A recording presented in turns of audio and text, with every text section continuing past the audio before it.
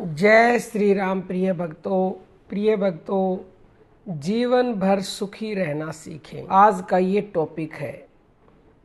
प्रिय भक्तों, इंसान सुखी रहने के लिए, शांति प्राप्त करने के लिए जप तप व्रत उपवास यज्ञ हवन तीर्थ दान और समस्त बाह्य कर्म कांड करता है।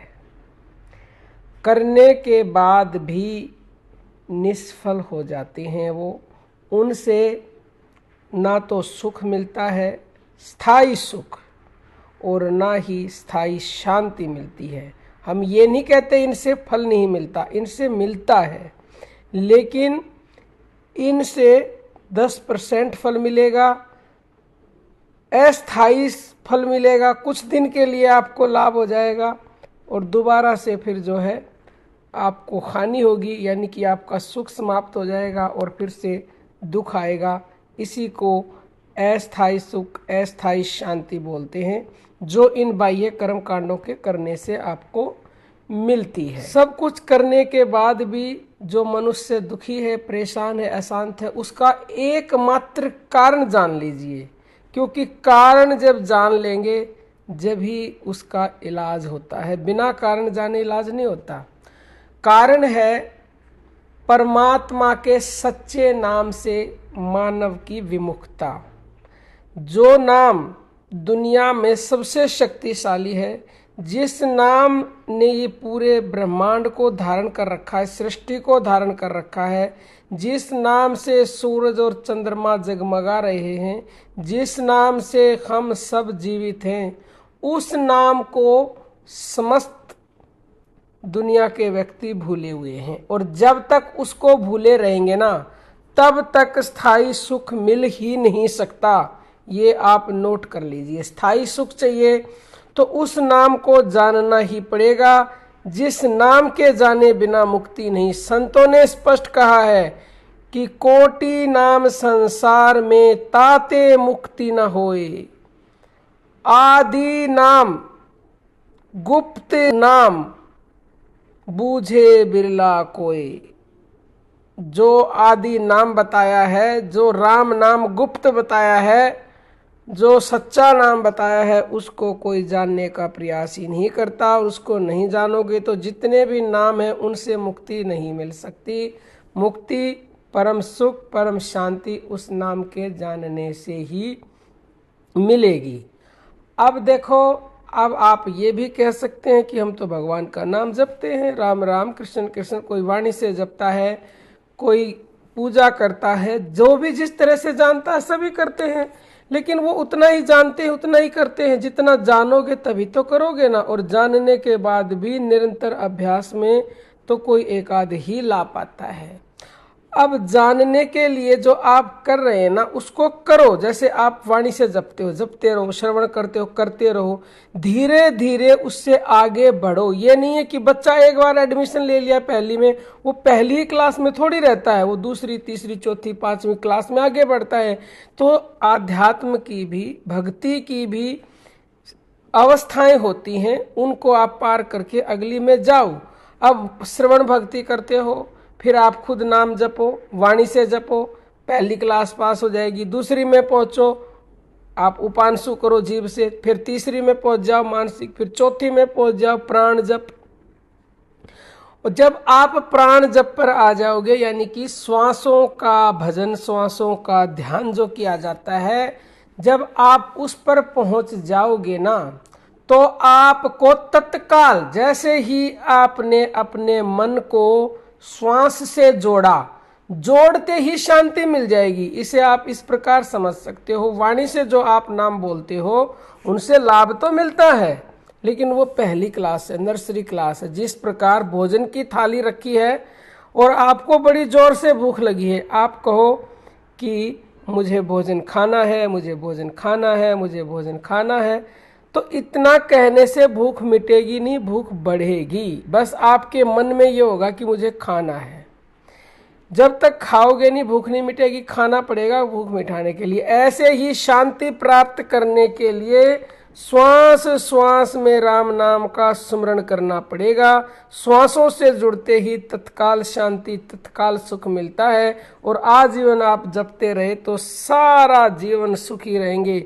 इसीलिए तो संतों ने कहा है ना कि श्वास श्वास में राम रमा तू श्वास न खाली जाए, और कहना मान गुरु का प्यारे जो चाहे सो पाए। जो चाहोगे ना सो मिलेगा, इसमें 1% भी संशय नहीं है। लेकिन गुरु के कहने के अनुसार सारी जिंदगी अपने मन की कर ली भाई, एक बार गुरुवर के कहने के अनुसार भी राम नाम जप कर देख लो। श्वास श्वास में श्वासों की कर सुमरणी, अजपा को कर जाप, और ब्रह्म तत्व का सार है सोहंग आप ही आप। हमारे श्वासों में सोहंग की ध्वनि आती है। सांस लेने में सह यानी कि सो की, सो यानी कि आध्या शक्ति जगत जननी, और हंग शिव रूप, शिव यानी कि भगवान, शिव भगवान। तो आपकी श्वासों में ही जगत जननी और शिव हैं, आपकी श्वासों में ही राम सीता हैं, श्वासों में ही राधा कृष्ण है, और श्वासों में ही लक्ष्मी नारायण है। ये श्वास ही सब कुछ है, श्वास ही जीवन का सार है, यही सार मंत्र है, यही मूल मंत्र है, यही आधार है। आधार से जब तक नहीं जुड़ोगे तो आप उस राम नाम को जान नहीं पाओगे। जब श्वासों में ही राम नाम सब कुछ है तो श्वासों से ही जुड़ना सीखें, और उन श्वासों में जो राम नाम है उस राम नाम को जानो, क्योंकि वो राम नाम कण कण में व्याप्त है, हमारे अंग अंग में समाया हुआ है, हमारी श्वासों में रमा हुआ है। बस श्वासों का घर्षण करके, श्वासों को ध्यान करके उस राम नाम को अलग कर लो। जिस पल जिस क्षण उस राम नाम को जान लोगे ना, उसी वक्त आपको तत्काल सुख शांति मिल जाएगा, आपको परम शांति मिलेगी। धन वैभव जमीन महल और सांसारिक पदार्थों के संग्रह में जो सुख नहीं है ना, वो सुख राम नाम में। कहा जाता है ना, जो सुख पाया राम भजन में सो सुख नहीं अमीरी में, मन लागा मेरा यार फकीरी में। और कबीरदास ने ये स्पष्ट कह दिया है कि कबीरा सब जग निर्धना, धनवंता ना कोई, धनवंता सो जानिए, जाके राम नाम अंग होए। जिसने राम नाम जमा किया है वही धनवान है, वही सुखी है, क्योंकि इस संसार में सुख मिलेगा तो केवल भगवान नाम के श्वास श्वास में निरंतर स्मरण से ही।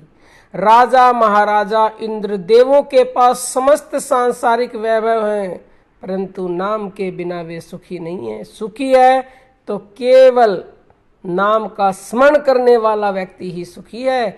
इसीलिए तो संतों ने कहा है, निर्धन कहे धनवान सुखी, धनवान कहे सुखी राजा हमारा, राजा कहे महाराजा सुखी, महाराजा कहे सुखी इंद्र प्यारा, और इंद्र कहे ब्रह्मा जी सुखी, ब्रह्मा जी कहे सुखी शंकर हमारा, शंकर कहे विष्णु जी सुखी, विष्णु जी कहे सुखी भक्त हमारा, भक्त सुखी जो नाम भजे, बाकी दुखिया सब संसार। सब दुखी हैं, सुखी केवल नाम जापक है, नाम जापक। जो व्यक्ति नाम का निरंतर श्वास श्वास में स्मरण करता है, मात्र इस संसार में वही सुखी है, बाकी सारा संसार ही दुखी है। ऐसा गुरु नानक देव जी कहते हैं। सगल सृष्टि को राजा दुखिया, हरि का नामू जपत होई सुखिया। गुरु ग्रंथ साहिब में ये लिखा हुआ है, पेज नंबर 264 पर। सारी सृष्टि का राजा भी नाम स्मरण के बिना दुखी है, और जो नाम का निरंतर स्मरण करता है वही सुखी है। ऐसे सच्चे नाम को जान करके निरंतर स्मरण करो, जो सुख शांति का एकमात्र आधार है, जिसके बिना सपने में भी सुख नहीं मिल सकता। वास्तव जिंदगी की तो आप आस ही छोड़ दीजिए, तो राम नाम का जप करो। संतों ने इसीलिए कहा है, क्या भरोसा देह का बिनस जाए छिन माही, श्वास श्वास सुमरिन करो और जतन कुछ नहीं। कोई जतन नहीं है और सुख पाने का, शांति पाने का, केवल और केवल राम नाम का श्वास श्वास में स्मरण करो। जो भी आपके इष्ट हैं, मेन आपकी श्वासें हैं, सोहंग के साथ करते हो तो ऊपर श्वास में सो, छोड़ने में हंग। राम के साथ करते हो ऊपर श्वास में रा, नीचे में मैं। कृष्ण के साथ करते हो आधा ऊपर में आधा नीचे में, और किसी के साथ करते हो आधा ऊपर में और आधा नीचे में। जोड़ करके अपने श्वासों से जुड़ जाइए, तत्काल स्थायी सुख मिलना शुरू हो जाएगा। मन को इतनी शांति मिलेगी, चाहे कहीं भी घूम लेना, करोड़ रुपए भी खर्च कर लेना, तो भी इस मन की दवाई किसी के पास नहीं है, लेकिन भगवान नाम के पास है और वो आपके अंदर ही है। बस उस नाम से जुड़ जाइए, क्योंकि श्वासों में राम है। श्वासों से जुड़ गए तो राम से जुड़ गए। कोई प्रश्न हो कमेंट कीजिएगा। जय श्री राम।